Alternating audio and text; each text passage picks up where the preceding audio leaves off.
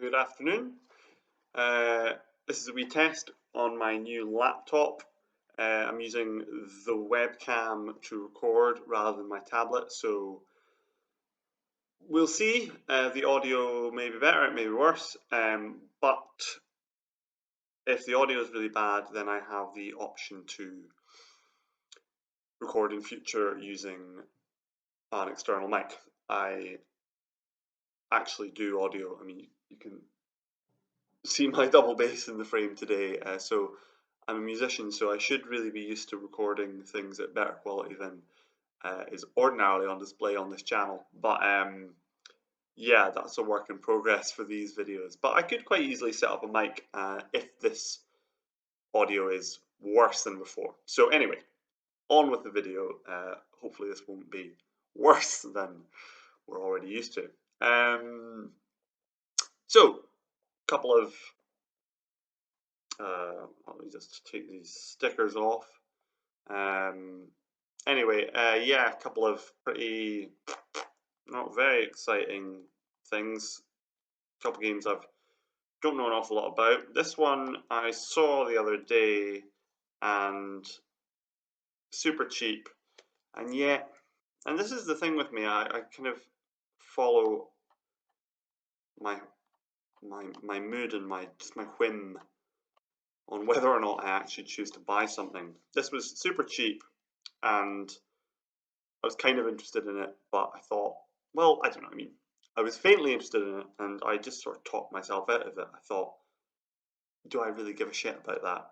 And then I came back the next day because I was in town, I had to kill some time, and it was like £3. So I thought, what the fuck is the point in not buying it?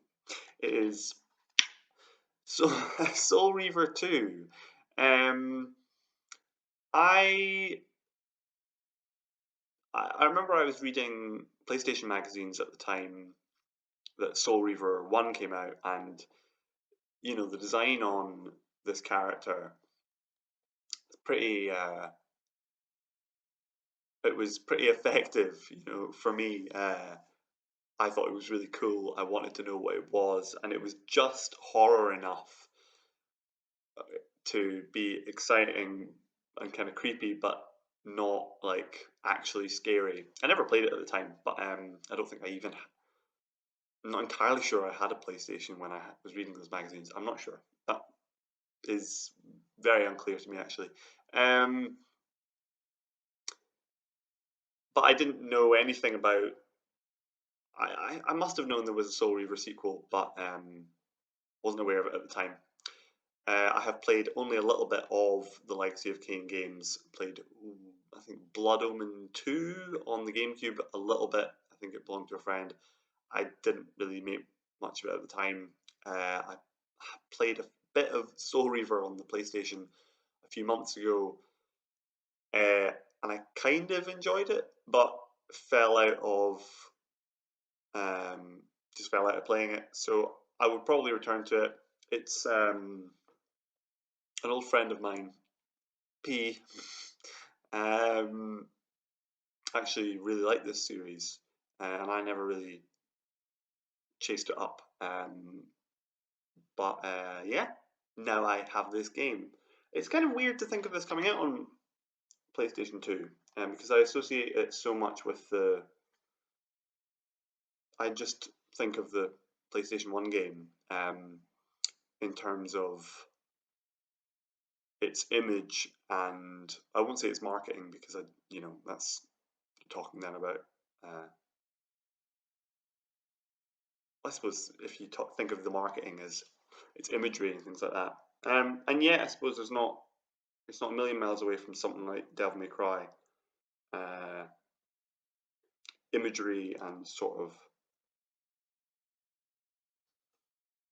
yeah, that sort of thing.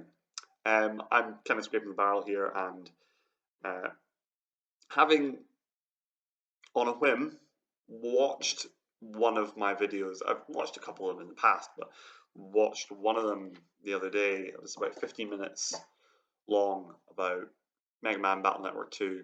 And I did watch that one because it was from the flat I was subletting around this time last year, and I thought, I wonder if the situation I was in over the course of about 5 videos I made is apparent in the videos. Maybe it was, because it was pretty boring. Anyway, so I'm going to try and keep these videos relatively short from now on, in terms of these impromptu rambles. So the next thing I have is, I'm just going to take the price off again. It is, I don't know why I'm taking the price off. Oh, it's all sticky. The kind of condition on this is weird. The box and everything is like fairly decent condition, although it looks like the paper has been in the water just a tiny bit. It's just ever so slightly wavy. The game in question is Final Fantasy Crystal Chronicles Echoes of Time. I played quite a bit of the original Crystal Chronicles. I'll sort out that stickiness. Oh, actually, no, that's coming off quite nicely. I played the original Crystal Chronicles on GameCube quite a bit. It had a really nice feel to it. It's, for the time it came out, it had a distinctly kind of old school Final Fantasy feel. Kind of like Final Fantasy IX, I suppose, in terms of being a resurrection of the kind of classic Final Fantasy.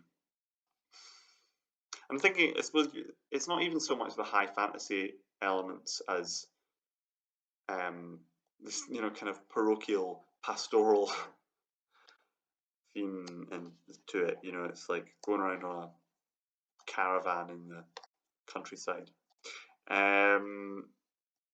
Is caravan right?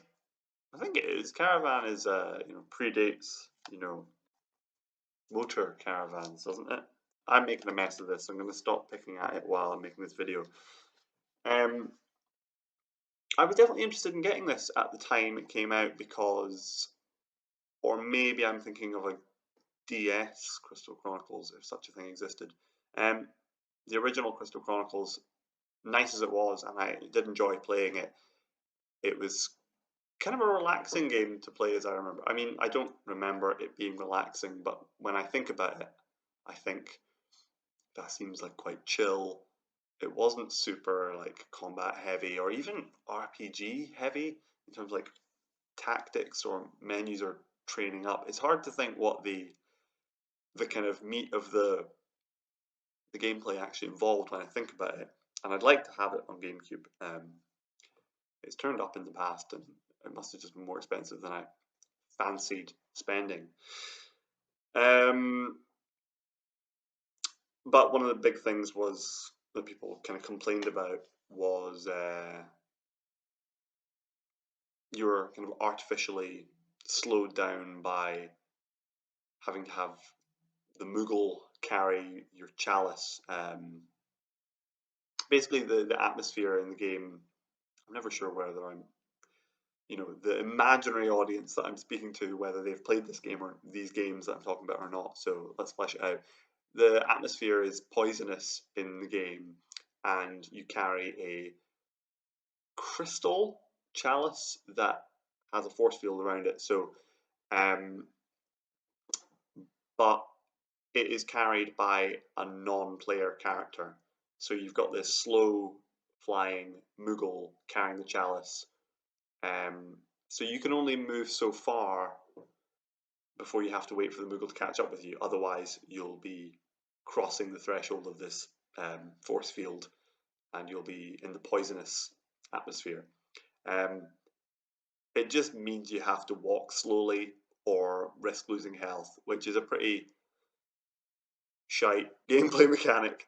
I think the reason they did it was to really encourage co-op mode with the Game Boy Advance adapter, and in co-op mode you would actually have a second player carry the chalice, which I think maybe you could go faster.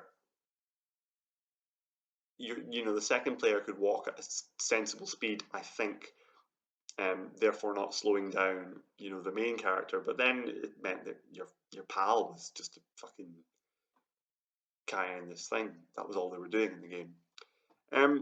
Despite all that, I enjoyed it.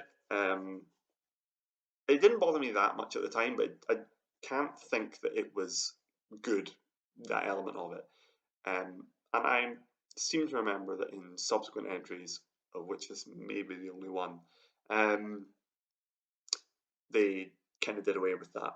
In fact, reading the back, it doesn't really reference it, although it sounds like the story is ever so slightly different. A crystal sickness, as opposed to, they talked about miasma in the original. So, nice looking game. It's the first Wii game I've bought in a long time. I never even really look at the Wii games, but like the PS2 selection, there's quite a lot of them when you go into these shops, and a lot of them are really cheap. The Wii has such a massive catalogue of rubbish, but there's definitely good games on it. It's interesting to see how in the broader, I kind of almost want to say culture, there seems to be this understanding. I don't know, like when I talk to maybe kind of non-gamers, and they're like, "Oh, I had a Game Boy, I had a PS2. Oh, we had a Wii. The Wii was shite, wasn't it?" They'll say, and it's funny because maybe these are the sorts of people who really enjoyed the Wii at the time, and because they associate it with their own experience of it, like Wii Sport or whatever, they think that's all the Wii had to offer. Isn't that shite? When compared with what they saw perhaps on PS3 and that sort of thing, like real games. And I'm inferring all this, but it does seem to be that that is the Wii's legacy that has been remembered, as opposed to the more substantial games that did come out on it. And perhaps this gets to the criticism, the kind of heart of the criticism. These are the games that are really good, didn't necessarily have to come out on the Wii. So the kind of Wii specific games that could not have existed on any other platform are the ones that people remember, and I suppose they remember the gimmick, which is probably fair, and yet the specific functionality of the Wii, I think, did enhance, the proper games or whatever. The ones that I would be interested in going back to for the sake of the games themselves. I think it enhanced, say, Twilight Princess. It enhanced Metroid Prime 3, which I really, really liked. Less obvious to me with Mario Galaxy. I don't really remember thinking that the cursor control stuff in that was really very essential. When it comes to just spinning the controller, rather than, say, pressing the B button, that's pretty, who cares? But in terms of like controlling arrow, shooting an arrow, bow and arrow in Zelda or something, I mean, that's a real enhancement, I think. Whether it justifies the whole hardware is another question. Well, I've gone on again, and this is approaching 15 minutes, but less dead air than the video I was watching the other day. That'll do. Okie doke. How do I stop this?